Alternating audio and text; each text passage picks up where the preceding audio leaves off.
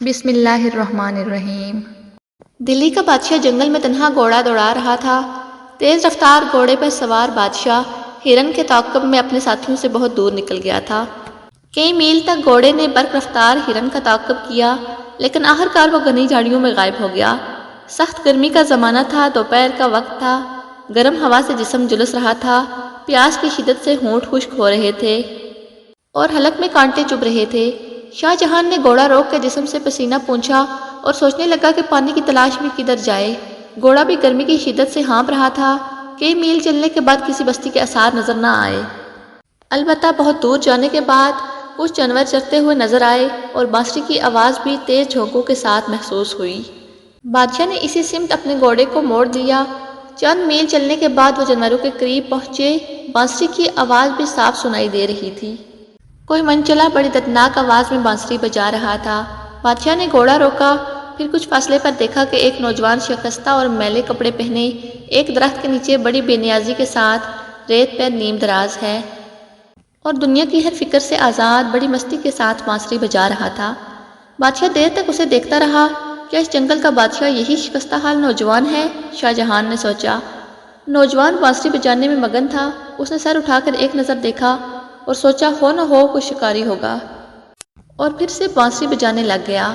بادشاہ اس کے قریب پہنچا اور پوچھا، میاں صاحبزادے، یہاں کہیں پینے کے لیے پانی مل جائے گا؟ شاہ جہان کا شاہانہ لباس اور شاندار گھوڑا دیکھ کر چرواہا ذرا چونکا، مگر جلد ہی سنبھل کر بولا، یہاں پانی کہاں؟ پانی تو بستی میں ملے گا، تھوڑی ہی دور بستی ہے۔ ہاتھ کے اشارے سے چرواہے نے رہنمائی کی اور پھر بے نیازی کے ساتھ بانسری بجانے میں مصروف ہو گیا۔ سارے جانور چر رہے تھے اور وہ بانسری بجانے میں مصروف تھا۔ شاہ جہان گھوڑے پر سوار ہو کر جانے کی سوچ رہا تھا کہ نوجوان نے پوچھا، کیا تمہیں پیاس لگ رہی ہے؟ ہاں بھائی، پیاس سے برا حال ہے، شاہ جہان نے اس سے عاجزی سے کہا، گویا آج چرواہا بادشاہ ہو۔ چرواہا اٹھا اور درخت کی جڑ میں رکھا ہوا میلا کچیلا برتن اٹھا لایا، لو یہ پی لو، اس میں پانی ہے۔ شاہ جہان نے بےقراری کے ساتھ پانی اپنے حلق میں انڈیل لیا۔ پیاس کی شدت سے شاہ جہان بوکھلا گیا تھا۔ پانی تو اس نے پہلے بھی پیا تھا، لیکن آج تو اسے ایسا محسوس ہوا کہ شاید ایسی نعمت اسے دوبارہ کہیں نہ ملے۔ وہ احسان مندی اور پیار کی نظروں سے چرواہے کو دیکھ رہا تھا اور بولا، میاں صاحبزادے تم رہتے کہاں ہو؟ اسی بستی میں رہتا ہوں، چند میل دور اسی بستی کی طرف اشارہ کرتے ہوئے چرواہے نے بتایا۔ تم کبھی شہر میں گئے ہو؟ شاہ جہان نے اس سے پوچھا تو چرواہے نے جواباً اس سے ہی سوال کر دیا اور پوچھا، کیا تم شہر میں رہتے ہو؟ دلی میں لال قلعہ ہے نا، وہاں ایک بہت بڑی مسجد ہے اور وہ ہمارے بادشاہ نے بنوائی ہے، کیا تم وہیں رہتے ہو؟ میں ایک بار باپ کے ساتھ وہاں گیا تھا، چرواہے نے جواب دیتے ہوئے کہا۔ تم کل وہاں آ جانا لال قلعہ میں اور دیکھو کوئی چیز لاؤ تو میں تمہیں کچھ لکھ کر دے دوں۔ بادشاہ نے انعام سے نوازنا چاہا، کیا تم لال قلعہ میں رہتے ہو؟ تب تو تم نے شاہ جہان بادشاہ کو ضرور دیکھا ہوگا۔ چرواہے نے حیرت سے شاہ جہان کو دیکھتے ہوئے کہا، میں شاہ جہان ہوں۔ بادشاہ نے جواب دیا۔ چرواہے نے کہا، تم بادشاہ ہو؟ ہمارے بادشاہ؟ حیرت سے چرواہا بادشاہ کو دیکھتا رہ گیا۔ اسے یقین نہیں آ رہا تھا۔ وہ وقتاً فوقتاً شاہ جہان کو دیکھ رہا تھا۔ آج چرواہا اپنے بادشاہ سے بات کر رہا تھا، اسے اپنی قسمت پر رشک آ رہا تھا۔ آج بادشاہ اس کا مہمان تھا، مگر چرواہا ڈر رہا تھا کیونکہ اس نے بادشاہ کو بڑی بے روحی سے جواب دیا تھا۔ وہ سوچ میں پڑ گیا۔ بادشاہ نے اس کا سکوت توڑتے ہوئے کہا، تم ہمارے پاس آنا، ہم تمہیں انعامات دیں گے۔ پھر شاہ جہان نے اس سے کہا، دیکھو وہ پیڑ کی چھال اٹھا لاؤ، اور بادشاہ نے پیڑ کی چھال پر کوئلے سے اسے کچھ لکھ کر دے دیا۔ تم یہ لے کر لال قلعہ میں آنا، میں تمہارا انتظار کروں گا۔ اور شاہ جہان پھر وہاں سے لوٹ آیا۔ کئی دن گزر گئے۔ شاہ جہان میزبان کا بے چینی سے انتظار کرتا رہا۔ وہ سوچ رہا تھا کہ میں اپنے میزبان کو انعام دے کر مالا مال کر دوں گا۔ جمعہ کا دن تھا۔ بادشاہ جمعہ کی نماز پڑھنے کے لیے جامع مسجد جا چکا تھا۔ لال قلعہ میں کئی روز سے چرواہے کا انتظار تھا۔ آج دوپہر کے وقت چرواہا لال قلعہ کے پھاٹک پر پیڑ کی چھال لیے ہوئے پہنچا تو قلعہ کے محافظوں نے اسے اپنے ہاتھوں سے روک لیا اور اسے شاہ جہان کی خدمت میں جامع مسجد بھجوا دیا۔ چرواہا ڈرتا سہمتا جامع مسجد کے اندر داخل ہوا۔ جمعہ کی نماز ہو چکی تھی، لوگ جا چکے تھے اور کچھ جا رہے تھے۔ بادشاہ کے درباری جامع مسجد میں موجود تھے۔ سپاہی چرواہے کو کچھ درباریوں کے حوالے کر کے واپس چلے گئے۔ چرواہے نے پوچھا، بادشاہ صاحب کہاں ہیں؟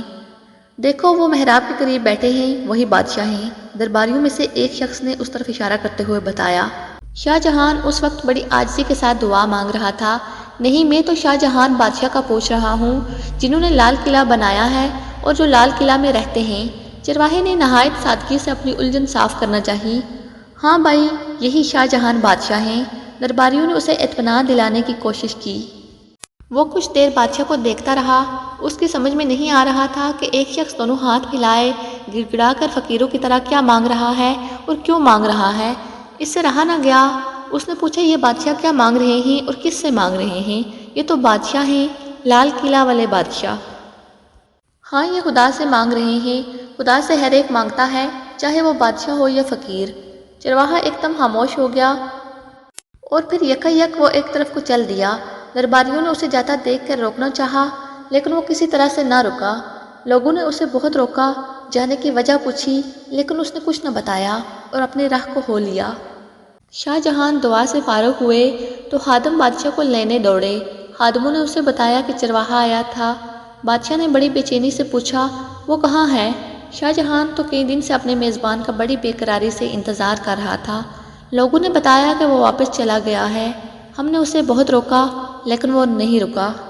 بادشاہ نے اسی وقت کچھ لوگوں کو گھوڑوں پر دوڑا دیا۔ تھوڑی ہی دیر کے بعد وہ لوگ اس نوجوان کو لے کر واپس آ گئے۔ بادشاہ نے عزت کے ساتھ نوجوان چرواہے کو اپنے پاس بٹھایا۔ دیر تک اس کی خاطر تواضع کرتا رہا، لیکن چرواہا جیسے ہر عزت و اکرام سے بے نیاز تھا۔ شاہ جہان نے اس سے پوچھا، میاں تم مجھ سے ملنے آئے ہو اور پھر ملے بغیر ہی واپس جا رہے تھے، آخر کیوں؟ وہ خاموش رہا۔ شاہ جہان نے دوبارہ اسے متوجہ کیا، میں تو تمہارا بڑی شدت سے انتظار کر رہا تھا اور تم مجھ سے ملے بغیر ہی واپس جا رہے تھے، آخر کیوں؟ وہ خاموش رہا۔ بتاؤ تو صحیح، آخر کیا بات ہوئی ہے؟ چرواہا بولا، میں آپ سے انعام لینے آیا تھا، مگر میں نے دیکھا کہ آپ تو خود ہاتھ پھیلائے مانگ رہے ہیں، تو بھلا مجھے کیا دیتے؟ میں نے دل میں فیصلہ کیا کہ میں بھی کیوں نہ اسی سے مانگوں جس سے آپ مانگ رہے ہیں۔ چرواہے نے بڑی سادگی اور جرأت سے جواب دیا۔ دوستو، ہمیں اس سے کوئی بحث نہیں کہ یہ کہانی سچی ہے یا نہیں، لیکن اس کہانی میں جو سبق دینے کی کوشش کی گئی ہے، ہمیں اس سے مطلب ہونا چاہیے کہ وہ کیسا ہے۔ تو دوستو، اس واقعے سے ہمیں یہ سبق ملتا ہے کہ چرواہے کی زبانی ایسی تعلیم دی گئی ہے کہ جس پہ جتنا غور اور فکر کریں، ایمان اور یقین میں اضافہ ہی محسوس کریں گے۔